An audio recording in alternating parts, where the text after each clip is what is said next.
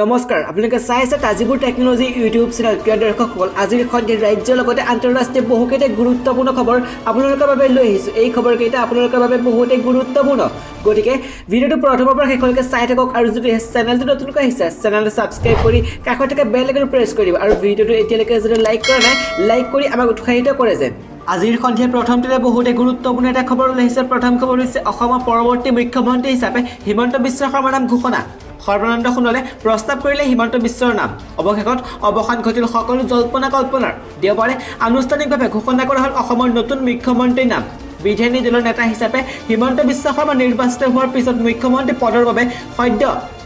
পদত্যাগী মুখ্যমন্ত্ৰী সৰ্বানন্দ সোণোৱালে প্ৰস্তাৱ কৰে হিমন্ত বিশ্ব শৰ্মাৰ নাম এই প্ৰস্তাৱক প্ৰথমে সমৰ্থন জনাই ৰাজ্যিক বিজেপিৰ সভাপতি ৰঞ্জিত দাসে ইয়াৰ পিছতে সকলো বিধায়কে হাত চাপৰি বজাই প্ৰস্তাৱক সমৰ্থন জনায় জালুকবাৰী সমষ্টিক প্ৰতিনিধিত্ব কৰা হিমন্ত বিশ্ব শৰ্মাই অসমৰ মুখ্যমন্ত্ৰীৰ আসন অলংকৃত কৰিব 21 সংখ্যক মুখ্যমন্ত্ৰী হিচাপে কাইলৈ শপত গ্ৰহণ কৰিব হিমন্ত বিশ্ব শৰ্মাই 2001 চনত প্ৰথমবাৰলৈ বিধানসভালৈ নিৰ্বাচিত হৈছিল হিমন্ত বিশ্ব শৰ্মা কিন্তু 2011 চনৰ বিধানসভা নিৰ্বাচনৰ পিছত কংগ্ৰেছত সৃষ্টি হোৱা মুখ্যমন্ত্ৰী কেন্দ্ৰিক বিসম্বাদৰ পিছতে কংগ্ৰেছ দল ত্যাগ কৰি 2015 চনত বিজেপিত যোগদান কৰিছিল হিমন্ত বিশ্ব শৰ্মাই আৰু বিজেপিত যোগদান কৰা অতি কম দিনৰ ভিতৰতে দলটোৰ এগৰাকী শক্তিশালী নেতা হিচাপে পৰিগণিত হয় হিমন্ত বিশ্ব শৰ্মা কাইলৈ দিনৰ ভাগত নিজৰ সপোন পূৰণ কৰি শ্ৰীমন্ত শংকৰদেৱ কলাক্ষেত্ৰত ৰাজ্যৰ 21 সংখ্যক মুখ্যমন্ত্ৰী হিচাপে শপত ল'ব হিমন্ত বিশ্ব শৰ্মাই কাইলৈ কলাক্ষেত্ৰত নতুন মুখ্যমন্ত্ৰী হিচাপে শপত গ্ৰহণ কৰিব হিমন্ত বিশ্ব শৰ্মাই অসমৰ নতুন মুখ্যমন্ত্ৰী ডক্টৰ হিমন্ত বিশ্ব শৰ্মাই কাইলৈ কলাক্ষেত্ৰত মুখ্যমন্ত্ৰী হিচাপে শপত গ্ৰহণ কৰিব উক্ত অনুষ্ঠানতে মুখ্যমন্ত্ৰী হিমন্ত বিশ্ব শৰ্মাৰ উপৰি আন কেইবাগৰাকীও বিধায়কে কেবিনেট মন্ত্ৰী হিচাপে শপত গ্ৰহণ কৰাৰ পূৰ্ণ সম্ভাৱনা আছে মুখ্যমন্ত্ৰী হিমন্ত বিশ্ব শৰ্মাই গৃহ বিত্ত আৰু স্বাস্থ্য দপ্তৰ কেইটা নিজৰ হাতত ৰখাৰ সম্ভাৱনা আছে বুলিও জানিব পৰা গৈছে ইতিমধ্যে কাইলৈ শপত গ্ৰহণ অনুষ্ঠানৰ বাবে কলাক্ষেত্ৰৰ অডিটৰিয়াম সাজু কৰি তোলা হৈছে দুখনকৈ LED স্ক্ৰীনত শপত গ্ৰহণৰ দৃশ্য বাহিৰৰ পৰা মানুহে প্ৰত্যক্ষ কৰিব পাৰিব শপত গ্ৰহণ অনুষ্ঠানত সকলো ধৰণৰ কোভিড প্ৰটকল বজাই ৰখা হ'ব আৰু এই সন্দৰ্ভত কামৰূপ জিলা প্ৰশাসনে সকলো ধৰণৰ ব্যৱস্থা সম্পূৰ্ণ কৰি তুলিছে অসমৰ আৰক্ষী সঞ্চালক প্ৰধান ভাস্কৰ জ্যোতি মহন্ত শপত গ্ৰহণস্থলী পৰিদৰ্শন কৰি নিৰাপত্তাৰ দিশটোত পৰ্যালোচনা কৰিছে উল্লেখ্য যে কালি নতুন দিল্লীত বিজেপিৰ শীৰ্ষ নেতৃত্বৰ আলোচনা কৰি অহাৰ পিছতে আজি মুখ্যমন্ত্ৰী সৰ্বানন্দ সোণোৱালে পদত্যাগ কৰে আৰু বিজেপিৰ বিধায়িনী বৈঠকে হিমন্ত বিশ্ব শৰ্মাক বিধায়িনী দলৰ নেতা হিচাপে নিৰ্বাচিত কৰে বিধায়িনী দলৰ নেতা নিৰ্বাচিত হোৱাৰ পিছতে হিমন্ত বিশ্ব শৰ্মাক অসমৰ নতুন মুখ্যমন্ত্ৰী হিচাপে ঘোষণা কৰা হয় কোভিডৰ সংঘাৰ মূল্য বৃদ্ধি আদিকে ধৰি এবুৰি সমস্যাত জৰ্জৰিত অসমত নতুন মুখ্যমন্ত্ৰী হিচাপে হিমন্ত বিশ্ব শৰ্মাই বহু প্ৰত্যাহ্বানৰ সন্মুখীন হ'ব সেয়া নিশ্চিত মুখ্যমন্ত্ৰী পদৰ পৰা পদত্যাগ কৰিলে সৰ্বানন্দ সোণোৱালে কি হ'ব সোণোৱালৰ নতুন ৰাজনৈতিক সিদ্ধান্ত মুখ্যমন্ত্ৰী পদৰ পৰা পদত্যাগ কৰিলে সৰ্বানন্দ সোণোৱালে আজি ৰাজভৱনত ৰাজ্যপাল জগদীশ মুখীৰ হাতত দাখিল কৰিলে পদত্যাগ পত্ৰ পদত্যাগৰ পিছতে একেলগে হিমন্ত বিশ্ব শৰ্মাই ৰাওনা হ'ল বিধায়িনী দলৰ বৈঠকলৈ হিমন্ত বিশ্ব শৰ্মাৰ ৰাজ্যৰ নতুন মুখ্যমন্ত্ৰী হোৱাটো প্ৰায় নিশ্চিত হোৱাৰ পিছতে পদত্যাগ কৰিলে সৰ্বানন্দ সোণোৱালে আপোনাৰ নেতৃত্বক অসমক অধিক শক্তিশালীভাৱে আগুৱাই লৈ যাওক নৱনিৰ্বাচিত মুখ্যমন্ত্ৰী হিমন্ত বিশ্ব শৰ্মাক শুভেচ্ছা জনালে পীযুষ হাজৰিকাই সকলো জল্পনা কল্পনা অৱসান ঘটাই ঘোষণা হ'ল অসমৰ মুখ্যমন্ত্ৰীৰ নাম ৰাজ্যৰ প্ৰভাৱশালী নেতা তথা বিগত চৰকাৰত বিত্ত স্বাস্থ্য শিক্ষা আদিৰ দৰে গুৰুত্বপূৰ্ণ বিভাগৰ মন্ত্ৰীৰ দায়িত্বত থকা হিমন্ত বিশ্ব শৰ্মা হ'ব অসমৰ পৰৱৰ্তী মুখ্যমন্ত্ৰী দেওবাৰে আনুষ্ঠানিকভাৱে ঘোষণা হ'ল হিমন্ত বিশ্ব শৰ্মাৰ নাম সৰ্বানন্দ সোণোৱালে প্ৰস্তাৱ কৰে হিমন্ত বিশ্বৰ নাম তাৰ পিছতে বিজেপিৰ সকলো বিধায়কে হাত চাপৰি বজাই সমৰ্থন জনাই সদ্য পদত্যাগী মুখ্যমন্ত্ৰী সৰ্বানন্দ সোণোৱালৰ প্ৰস্তাৱক ৰাজ্যৰ পৰৱৰ্তী মুখ্যমন্ত্ৰী হিচাপে নিৰ্বাচিত হোৱাৰ পিছতে এতিয়া বিভিন্নজনে শুভেচ্ছা তথা অভিনন্দন জনাইছে হিমন্ত বিশ্ব শৰ্মাক জাগিৰোডৰ বিধায়ক তথা হিমন্ত বিশ্ব শৰ্মা অতিকে ঘনিষ্ঠ বুলি জনাজাত পীযুষ হাজৰিকাই নৱনিৰ্বাচিত মুখ্যমন্ত্ৰী হিমন্ত বিশ্ব শৰ্মাক শুভেচ্ছা জনাই ছ'চিয়েল মিডিয়াত শ্বেয়াৰ কৰিছে পোষ্ট পীযুষ হাজৰিকাই লিখিছে যে ৰাজ্যৰ নৱনিৰ্বাচিত মুখ্যমন্ত্ৰী তথা অসমীয়া ৰাজ্যৰ অতিকৈ মৰম আৰু আদৰৰ মোৰ গুৰু অভিভাৱক পথ প্ৰদৰ্শক শ্ৰদ্ধাৰ ডক্টৰ হিমন্ত বিশ্ব শৰ্মাই ডাঙৰীয়াক আন্তৰিক অভিনন্দন আৰু শুভেচ্ছা জ্ঞাপন কৰিছোঁ কি হ'ব নতুন মুখ্যমন্ত্ৰী হিমন্ত বিশ্ব শৰ্মাৰ নতুন ঠিকনা সকলো জল্পনা কল্পনা অন্ত পালে অৱশেষত ঘোষণা কৰা হ'ল ৰাজ্যৰ নতুন মুখ্যমন্ত্ৰীৰ নাম অসমে লাভ কৰিলে এজন নতুন মুখ্যমন্ত্ৰী হিচাপে ঘোষণা কৰা হ'ল ডক্টৰ হিমন্ত বিশ্ব শৰ্মাৰ নাম মুখ্যমন্ত্ৰী হ'লেও দিছপুৰৰ মন্ত্ৰী আৱাস নেৰে হিমন্ত বিশ্ব শৰ্মাই মন্ত্ৰী আৱাস সতীয়া থাকিবলৈ সিদ্ধান্ত প্ৰাক্তন মন্ত্ৰী ৰিহন দৈমাৰী মন্ত্ৰী আৱাসটো সংলগ্ন কৰিব হিমন্ত মন্ত্ৰী আৱাসেৰে কোভিডত আক্ৰান্ত ৰাজ্যৰ দলৰ কাৰ্যকৰী সভাপতি ভাস্কৰ শইকীয়া কোভিডত আক্ৰান্ত ৰাইজৰ দলৰ কাৰ্যকৰী সভাপতি ভাস্কৰী শইকীয়া দেওবাৰে শইকীয়াৰ দেহত ধৰা পৰে কোভিডৰ উপস্থিতি বৰ্তমান হোম কোৱাৰেণ্টাইনত আছে ভাস্কৰী শইকীয়া ৰাইজৰ দলৰ কাৰ্যকৰী সভাপতিগৰাকীৰ দেহ বৰ্তমান সুস্থিৰ বুলি জানিব পৰা গৈছে সংস্পৰ্শত অহা সকলো লোকক কোভিড পৰীক্ষাৰ বাবে আহ্বান ভাস্কৰী শইকীয়াৰ ইপিনে তেজপুৰত ভয়ংকৰ অগ্নিকাণ্ড জুইত জাহ গ'ল ৩০০ শতাধিক ব্যৱসায়িক প্ৰতিষ্ঠান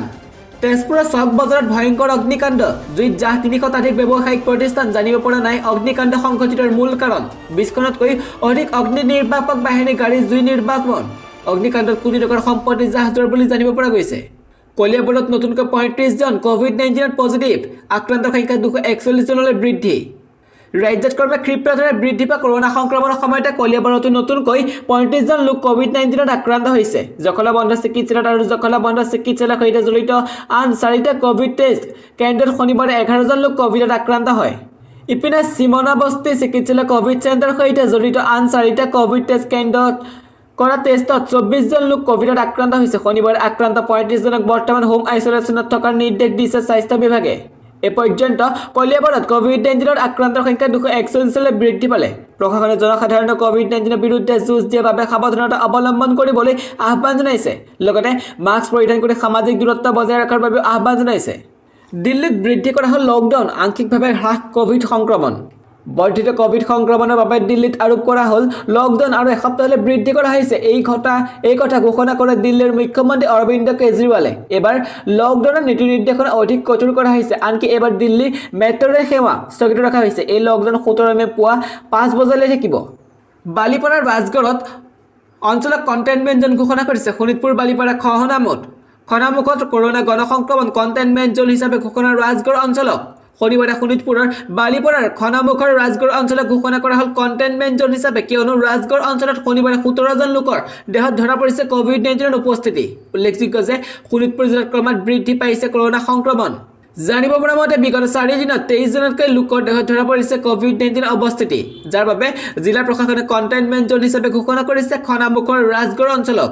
কংগ্ৰেছে এতিয়াও চূড়ান্ত কৰিব পৰা নাই বিধায়িনী দলৰ নেতা সদ্য সমাপ্ত বিধানসভা নিৰ্বাচনত চৰম বিপৰ্যয়ৰ পিছতে কংগ্ৰেছৰ আভ্যন্তৰত বিৰাজ কৰিছে অচল অৱস্থা নিৰ্বাচনী ফলাফল ঘোষণাৰ এসপ্তাহ হৈ গ'ল যদিও এতিয়ালৈকে কংগ্ৰেছে বাছনি কৰিব পৰা নাই বিধায়িনী দলৰ নেতা ফলাফল ঘোষণাৰ পিছতে প্ৰদেশ কংগ্ৰেছে উদ্যোগত গুৱাহাটী নৱনিৰ্বাচিত বিধায়কসকলক সম্বোধন জনাই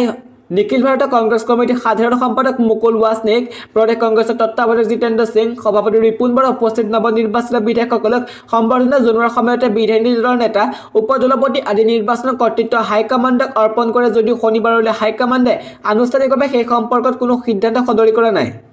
দলীয় এক সূত্ৰৰ পৰা জানিব পৰা গৈছে যে যোৱাবাৰ বিধায়িনী দলৰ নেতা দেৱব্ৰত শইকীয়াৰ নাম এইবাৰো চৰ্চাত আছে সেইদৰে দলৰ জ্যেষ্ঠ বিধায়ক ৰকিবুল হুছেইন ধ্ৰুৱজ্যোতি কৰ্মী নামৰ চৰ্চালৈ আহিছে একে সময়তে থাউৰাৰ বিধায়ক সুশান্ত বৰগোহাঁই নামৰ চৰ্চাত আছে